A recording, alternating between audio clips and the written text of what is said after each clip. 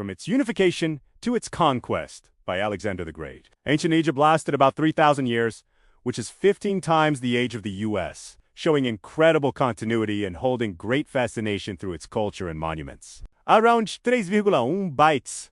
Código. King Menes unified Upper and Lower Egypt and became the first king of the first dynasty as he established the capital city of Memphis on the west bank of the Nile. Not only was the Nile a source of life-giving water in the middle of the Egyptian desert, but also a navigable river, allowing access to resources downstream such as timber and gold. As opposed to other river valley civilizations, the Nile had predictable annual flooding and was so benign and regular that Egyptians used simple forms of water management for irrigation. These special features of the Nile led to surplus crops, which supported social and cultural development. Ancient Egyptians had an elaborate set of funerary practices that they believed were extremely important to ensure their immortality. After death and the reunification of the body with the spirit, these include mummifying the body and burying it with specific great goods needed in the afterlife. The consistency of Egyptian imagery and the active resistance to its change for thousands of years contrasts with other civilizations and is related to the belief that depictions had an impact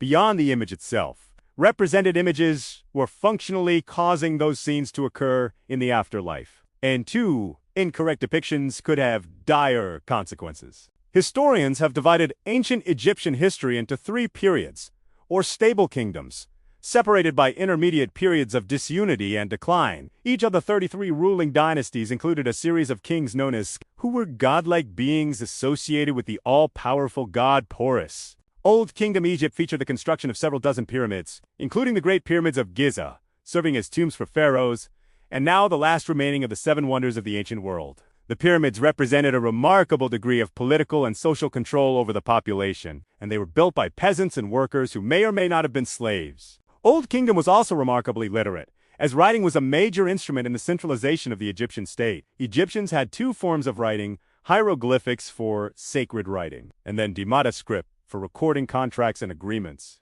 Around 2200 BC, Central Egyptian authority dissolved, leading to a civil war between provincial governors, along with a period of droughts and disease. Then the reunification of Egypt under Mentuhotep II marked the beginning of Middle Kingdom Egypt, along with the establishment of Thebes as the new capital. This period featured the colonization of Nubia in the south, as well as the rise of Osiris, judge of the dead and god of the afterlife, as the most important deity in popular religion. Around 1650 BC, another unstable period began with Egypt's invasion by the Hyksos, coming from the historical region of Syria. The Hyksos practiced many Egyptian customs and did not control all the land. Instead, they coexisted with native Egyptian rulers based in Thebes before being eventually defeated and driven out by Amuzai around this period. God Amen acquired national importance and merged with the sun god Ra, forming Amen-Ra, the creator god and chief deity of ancient Egypt.